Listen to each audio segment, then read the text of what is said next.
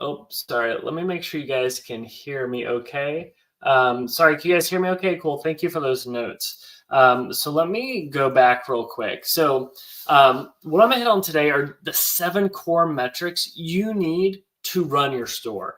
I don't know about you, but like it can be overwhelming. Like what to focus on, what to trust, Google Ads, Facebook ads, the Shopify dashboard. Where should you look? When attribution is an issue, you don't know what to trust and you don't know what's working. So I want to help. We're going to talk about the Pareto principle, right? The 80-20 rule of metrics. And as we've grown brands, the big aha moment, the big unlock was that, hey, we actually just need 7 metrics to see how they're trending to drive our actions, to drive our behavior, to let us know to invest in inventory, to invest in ads, or to pull back, to be more conservative. So these are the 7 metrics. And so the first 2 are my scaling metrics, right? Cost per new customer, marketing efficiency ratio, also known as MER. The next 2 are health of the website, conversion rate, and average order value. Then I'm looking at ones that give me context on scale, ad spend and revenue. And then for businesses, especially where retention is the lifeblood of sales, it's returning customer rate. I put a bonus metric in here, which is the profitable scaling margin, also known as PSM. It is not one of the core 7. Why is that? This is not a metric I look at every week. This is a metric I care about to drive strategy, but it is not a metric that drives my week-to-week behavior, which is why it's not in the core 7, but it is an important one. And we'll talk about the definition of it and why you need to know it. Okay. Let me tease this dashboard. This is a live look at a dashboard for our own brand need, basically the past 20 days, and the metrics I care about. And again, just to kind of drive this home, see in here in the blue, the growth at scale metrics. These are the metrics that tell me how to manage my team. I have guardrails for my customer acquisition costs and for my MER, my marketing efficiency ratio. We'll come back to these in a second. And notice the trend lines on how I care about quality, which is the MER, marketing efficiency ratio, wanting that to be over 300. And then I understand scale and quantity with order volume. Okay, we'll come back to this. First metrics, cost per new customer. Over 65% of Shopify stores are either an acquisition-based business model or a hybrid-based business model. What does that mean? That means that most of your sales are coming from new customer acquisition, meaning the majority of them. So you absolutely care about your customer acquisition costs for new customers because this is how you grow. This is how you scale. Simply put, we're going to take our total ad spend divided by new customers, right? Yes, we want to get granular by channel, but again, core 7 metrics, I simply want to know how much am I spending, how many new customers am I getting.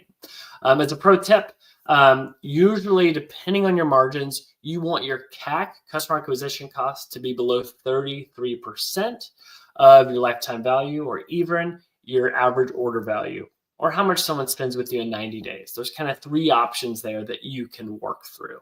Again, it depends on the margins, the gross margins of your business. Is it 50%? Is it 75%? What is it? Okay. So we got our CAC. We're filling out what that is. Maybe it's 33% of what people give you. The next one is marketing efficiency ratio. Notice how we don't have ROAS, return on ad spend. The problem with that is we can be dependent on platform. The problem with that is it can be a little short-sighted. I want to know the big picture. How am I being efficient with my total deployment of ad resources, right? How many dollars do I make for every dollar I spend, right? Total revenue over total ad spend. Again, it depends on your margin and it depends on your retention. But usually you're between like a 2 to 4 with your MER. So one call out with your marketing efficiency ratio, if you have a really good retention rate, repeat purchase rate, you have a subscription product, you're doing supplements, this can probably be a little bit lower, right? If you have really good margins, it could be a little bit lower. Or if you're definitely an acquisition-based business model, the margins are tight, it might be a little higher than this. But again, there's calculations we can do to uncover that for you. All right, the third one. Now that I know my scale metrics, I need to know, hey, how's the website doing? Are we healthy? Are we allowing our growth channels to perform? So first, I care about simply conversion rate on the website. I really want to know, what is conversion rate? Yes, we can get granular by mobile, by desktop. We get granular by ad channel versus non-ad channels. But again, depends on the business, depends on your average order value. Usually like a 2.5% is a ballpark.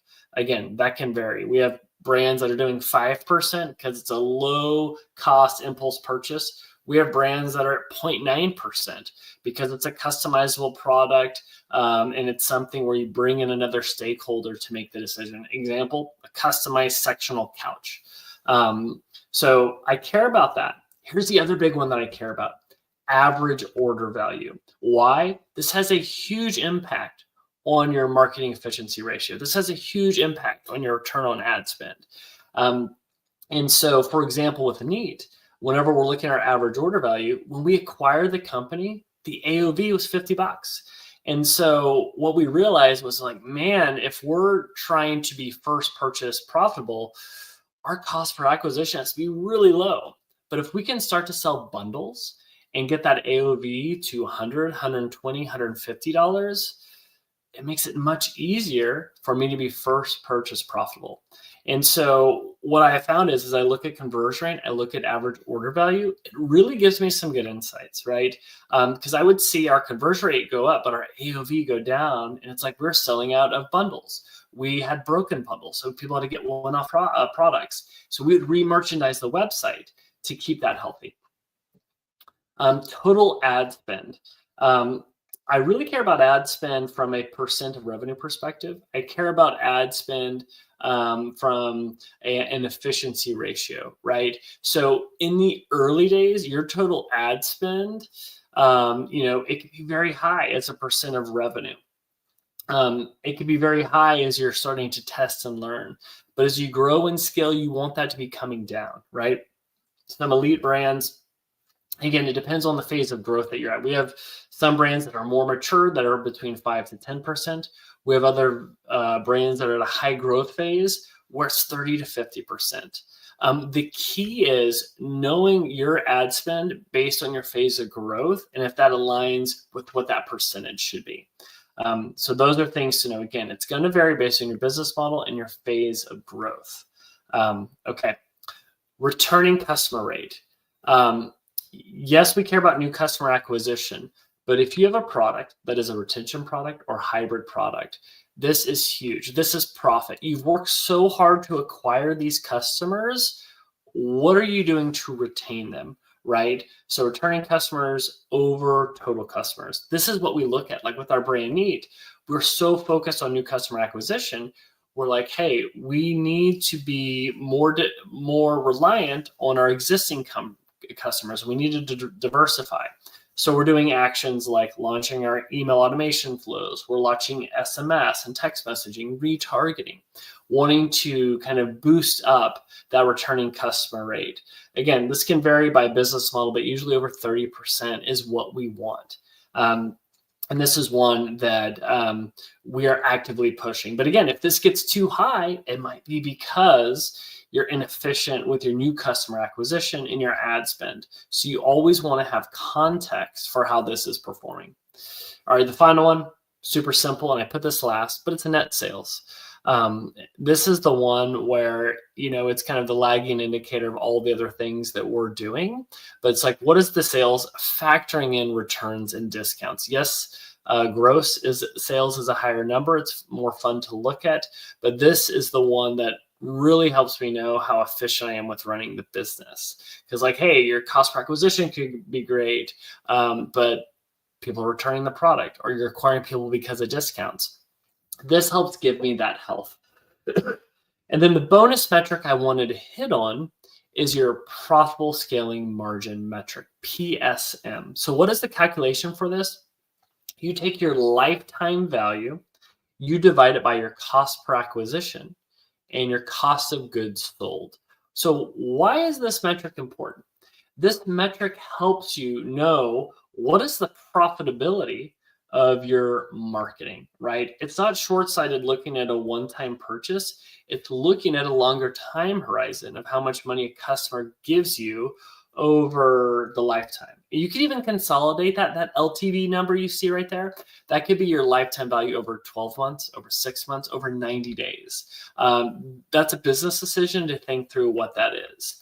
But again, as you're looking to grow and scale, you want to know, hey, what is the PSM number we should be targeting, right? Again, ballpark number depends on the business model, depends on the margins that you have.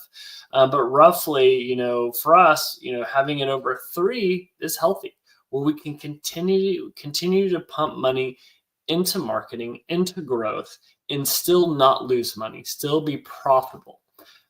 So the higher your PSM, the more room you have for investment. Okay, so those are the 7 metrics. I want to call out 2 of those. These are the 2 that I look at first every week. Because yes, I care about sales. Yes, I care about ad spend. Yes, I care about conversion rate. But right away, I'm like, how much do we spend to acquire new customers? And what's my overall MER? Because candidly, our numbers have been quite good over the past few weeks. The cost per acquisition is really low. And so I've been like, guys, push the ad spend, push the growth. We've 3x ad spend in the past week, and the numbers have still held. But I've been able to make those decisions because I'm looking at the efficiency of acquiring new customers. I'm looking at marketing efficiency ratio to make sure we have the growth. And just to kind of show that in action, here are those 2 numbers. Again, over the last 20 days, been able to get about 40K, and we've been doing it by acquiring customers at $32. Our ceiling is around $60 for new customer acquisition, and that's not even factoring in repeat purchase. So if I can spend 60 and it's at 32, what should you do? I should probably spend more. And again, our MER can be below, it can be around 250. We're above that. So if this number is high, I'm saying push. So as you can see, we've been really ramping up. And yes, the MER has come down a little bit. Again, this is after we got more inventory, but it's still super efficient, right? It's a 450 in this case. And so these are the things that I look at. And then I start to look at the other 7. And the other thing I care about is how they're trending week to week. Because you could have a good MER, but if it's trending down, I might not be ramping up the spend. I might want to see how things settle after 72 hours before I start to really put more money after ads. So let's see here. Okay, cool. Hopefully you guys are hearing that okay. All right, and then here's a bigger look at that dashboard, if that's helpful. And this is something we make for our existing clients or any new clients, just to help them understand their metrics, but really know those scale metrics so you know how to actually run the business. And then again, some other fun things that we have, the Ultimate AI Growth Toolkit that we've been building for Shopify brands, and the Sold Out Playbook.